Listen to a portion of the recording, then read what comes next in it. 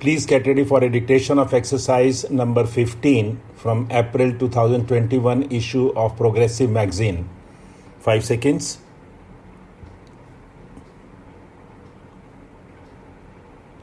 Start.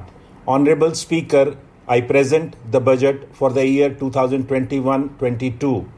Honorable Speaker, the preparation of this budget was undertaken in circumstances like never before.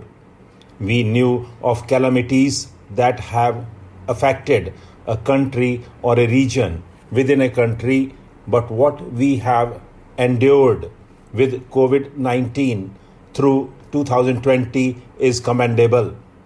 When I presented the budget 2020-21, we could not have imagined that the global economy, already in throes of a slowdown, would be pushed into an unprecedented contraction.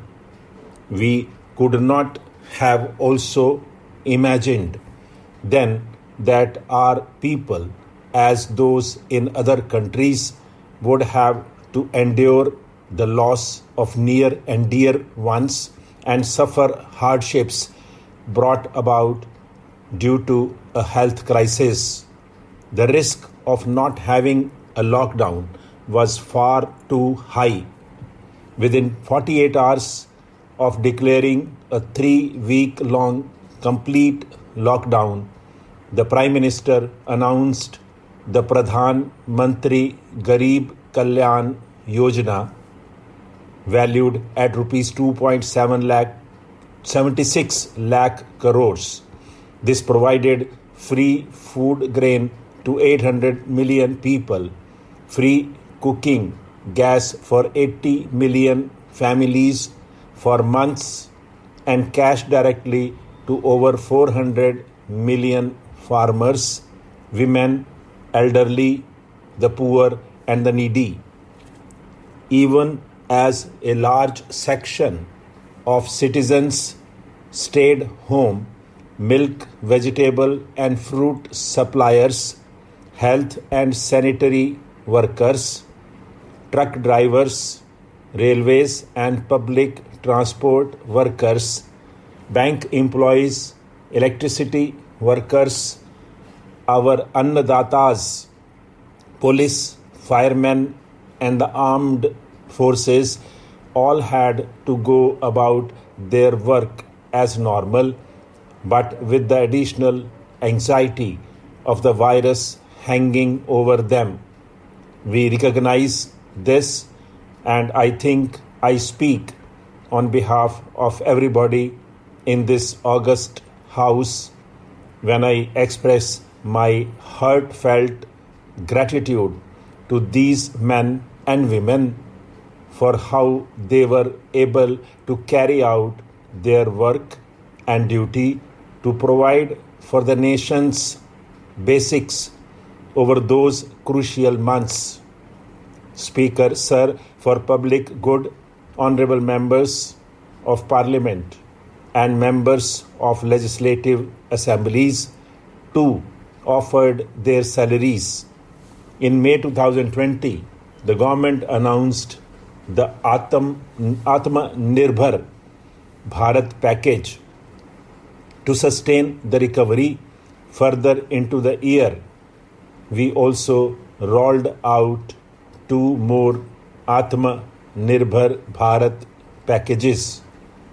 Total financial impact of all Atmanirbhar Bharat packages, including measures taken by RBI, was estimated to about rupees 27.1 lakh crores, which amounts to more than 13% of GDP.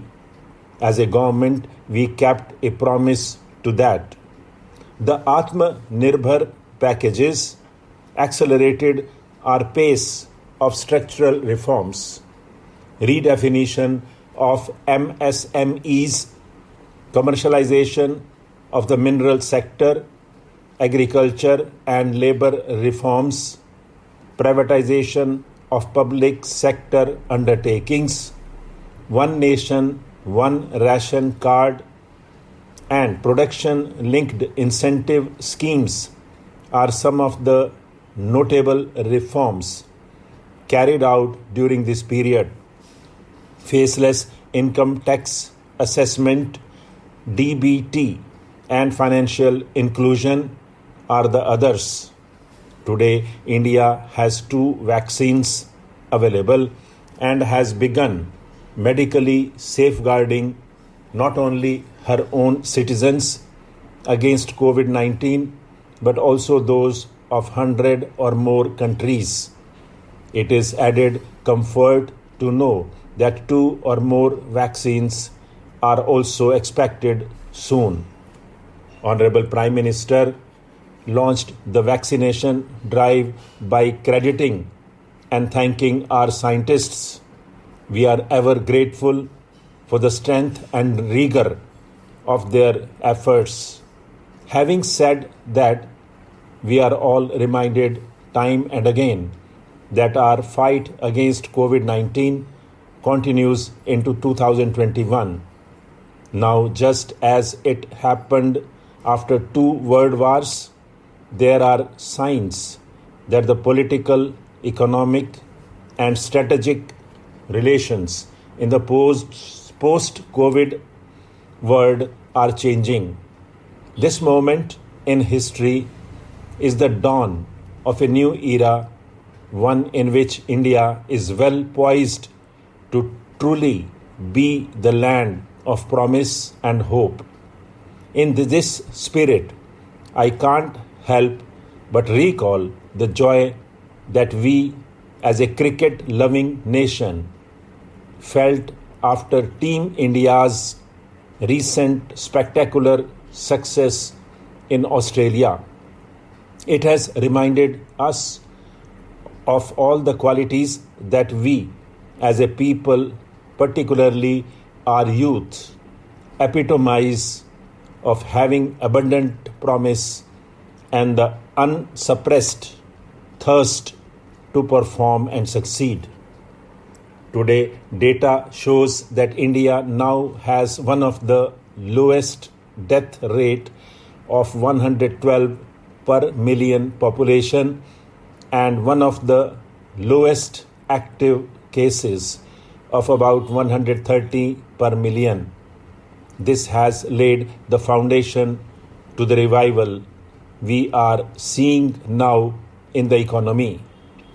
This budget will be the first of this new decade. This budget will also be a digital budget, and that has happened with all your support. So far, only 3 times has a budget followed a contraction in the economy. All such contractions were as a result of situations typical to India. This time, the contraction in our economy is due to a global pandemic, just like in several other countries. Having said that, I want to confidently state that our government is fully prepared to support and facilitate the economy's reset. This budget provides every opportunity for our economy to raise and capture the pace that it needs for sustainable growth. 2021 is the year of many important milestones for our history, which we have to remember here. Stop.